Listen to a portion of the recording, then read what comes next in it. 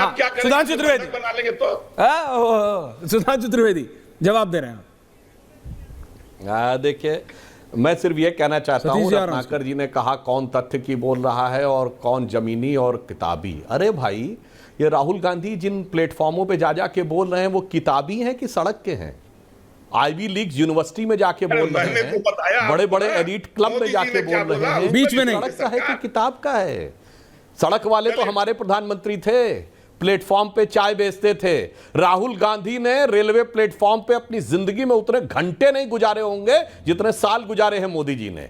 यही तो अंतर है। आप किताबों ही में घूमते रह गए, और किताबें तो आप लोगों के खानदानी लोग लिखा करते थे। नेहरू जी ने बड़ी बड़ी किताबें लिखी, नेहरू जी पे बड़ी बड़ी किताबें लिखी गई।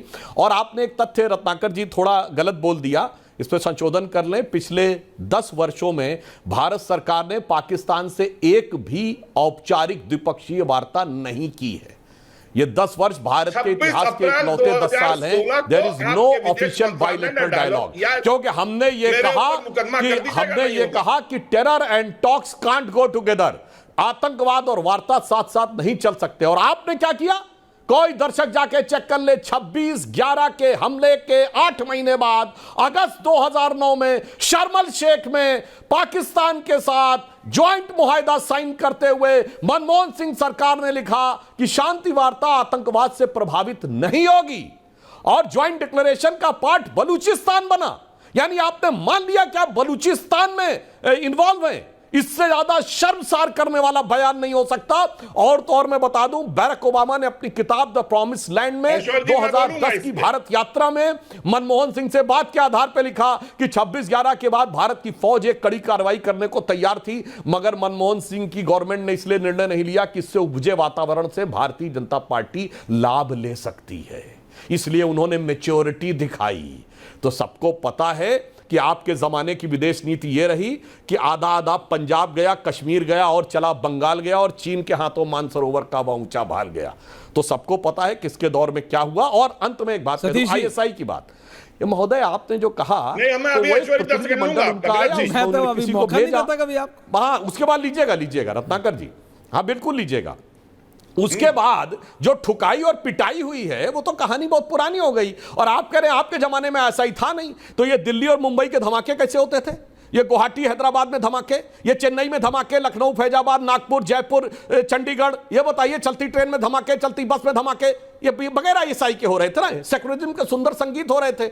ये जो रेलवे स्टेशन और बस अड्डे पे लिखा रहता था छूना नहीं, धमाका हो जाएगा, ये सब आईएसआई के बगैर थोड़ी था महोदय। आपके जमाने में तो रेलवे स्टेशन, बस अड्डे, पार्क, सब जगह आईएसआई घुसी हुई थी। अब मोदी की सरकार आने के बाद वो जम्मू कश्मीर के 4 जिलों तक महदूद हो गए हैं। ये बदलाव आया है, और इस बदलाव के लिए सड़क पे भी दिखाई पड़ता है और कागज पे। तो कागज पे पढ़ने की जरूरत नहीं है, ये सड़क पे चलते किसी आदमी से पूछ लीजिए। 2000, और मैं बता दूं संयोग की बात, एक लाइन और कह दूं, एक वेडनेसडे फिल्म थी नसीरुद्दीन शाह की, जिसपे वो कहते हैं कि घर से जब आदमी निकलता है तो उसकी बीवी हर एक घंटे पे पूछती है कि तूने चाय पी ली कि नहीं, खाना खा लिया कि नहीं, ऑफिस पहुंच गए कि नहीं। तो वो कह रहे वो इसलिए नहीं पूछना चाहती कि वो जानना चाह रही कि चाय पी, वो जानना चाहती कि तुम जिंदा हो कि नहीं। क्योंकि एक दौर है देश में जब आदमी निकलता है तो उसे लगता जंग पे जा रहे हैं, किस ट्रेन में धमाका हो जाए, किस बस में धमाका हो जाए। अब आदमी क्या सोचता होगा उस समय देश के बारे में, और आज क्या सोचता देश के बारे में। तो ये मैंने दोनों आपको किताब की बात भी बता दी, सड़क की बात भी बता दी, फिल्म की बात भी बता दी। रत्नाकर जी तो मेरे ही बारे में सोचते होंगे यार। रत्नाकर जी बोलिए, जवाब दीजिए, मैं तो मौका देता नहीं कभी आपको। हाँ बोलिए। सतीश जी आ रहा हूं, डांट खाने को तैयार हूं। धमाका कराया सर, आप मुतमईन थे कि आईएसआई आतंकवाद को प्रायोजित करती है। उसी आईएसआई से आपने पठानकोट एयरबेस की जांच करवाई। आप बताइए, एयरबेस में मैं नहीं जा सकता, जहां तक मुझे लगता है बतौर पार्लियामेंटेरियन आप भी जाएंगे तो पास इशू कराएंगे या किसी कमेटी में जाएंगे, उससे आपने जांच करा दी। और आप बता रहे हैं हमारे समय में धमाके हो रहे थे, आपने पठानकोट एयरबेस उनको खुलवा दिया पूरी तरीके से।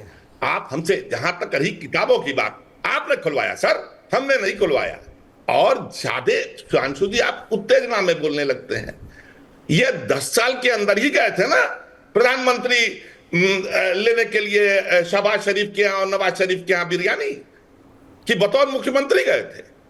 वो क्या होता है, वो आपकी टॉक नहीं होती है। 2 प्रधानमंत्री मिल रहे हैं और क्या कर रहे हैं? ऑफिशियल टॉक ही होती है। अभी राजनाथ सिंह ने कहा कि हम शांति वार्ता करने को तैयार है, पाकिस्तान लिख के दे, आतंकवाद नहीं करेगा। पाकिस्तान ने लिख के दिया था क्या कि मैं आतंकवाद करता हूं? ओके, आपने अभी अभी कहा, राजनाथ सिंह ने कहा इस्तीफा ले लीजिए ना, आपका निर्णय करना हो तो। अभी कहा है 2 हफ्ते पहले उन्होंने। तो ये बात याद रखिए, न हमने पाकिस्तान को अपने यहां इन्वॉल्व किया, न उससे जांच कराई, न हम बिना किसी संबंध के खाने पीने गए। और जो बलूचिस्तान की बात आपने कही ना, तो बलूचिस्तान के लिए तो सीधे सीधे प्रधानमंत्री ने बोला था लाल किले से संबोधन में। ओके रत्नाकर जी, क्या क्या सतीश जी, कांग्रेस कह रही है भाई कोई हमारी गलती नहीं, कांग्रेस कह रही है we are not wrong, BJP कह रही है देखो तुम्हारे टाइम पे क्या होता था, हमारे टाइम पे पहले चुप तो कराओ सबको। सतीश जी आपका व्यू पॉइंट, सुधांशु जी आ रहा हूं उसके बाद। सतीश जी देखो भाई, ये तो 45 मिनट मैं डांट खाने को तैयार हूं सर, बोलिए। बोल रहा रहे तो बड़ा मुश्किल है। I am ready, sorry sir, बोलिए। मैं ये कह रहा हूं उन्हीं से बहस कराइए और सुधांशु जी से रोज राष्ट्र के नाम संदेश प्रसारित करवाइए, ये बढ़िया रहेगा। जो लोग कंकाल आप ढूंढेंगे ना, दोनों में ही मिलेगा। आपने गलत कहा कि मैं राहुल गांधी का बहुत एविड, बहुत ये हूं। अगर वो गलत करते हैं तो गलत बोलता हूं और मोदी के खिलाफ। Waiting to hear that sir. मेरी आपसे ज्यादा क्या कहते हैं क्रेडिबिलिटी रहेगी, क्योंकि मैं इसमें कोई पक्षपात नहीं करता। कंकाल की बात की है, कंकाल की बात है, खोदिए ना, बहुत मिल जाएगा। ये तो दोनों भाटी जी और वो जो कौन है त्रिपाठी जी, रत्नाकर जी, बहुत कुछ बोल दिया है। ऐसा नहीं मैं कह रहा हूं कि सुधांशु जी की बातों में भी बहुत कुछ है, लेकिन टोटोलॉजिकल आर्गुमेंट देने के भाजपा वाले माहिर हो गए। मैं आपको बताऊं, देखिए अब जुड़ाने लगो तो कंधार से लेके कारगिल तक जुड़ जाएगा। 15 तरह की चीजें होंगे। 3 प्रधानमंत्री चले गए पाकिस्तान, और बातचीत क्या है? क्या कहा था वाजपेयी ने?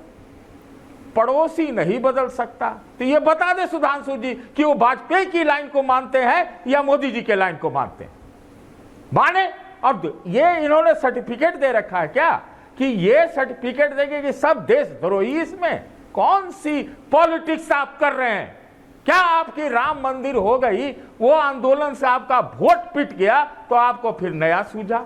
ये खाली इससे चलता है देश क्या? इससे देश चलता है? डॉक्टर सुधांशु त्रिवेदी, मैं तो मानता हूं कि आप दलों से ऊपर के व्यक्ति हैं।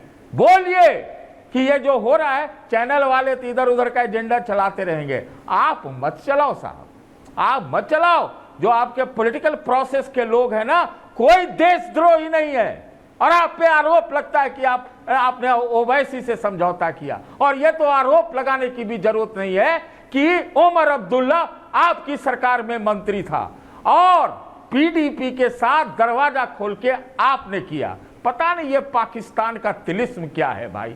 पाकिस्तान की बात करते हो तो रोज रोज चीन का भी बात करो।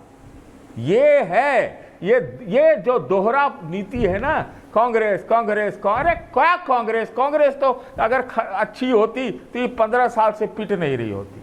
वो तो उसमें गड़बड़ियां हैं ही, लेकिन आप अच्छे हो तो देश के बारे में ज्यादा करो, चुनाव और दल के बारे में ज्यादा मत सोचो। Point taken sir. Sudhanshu Trivedi.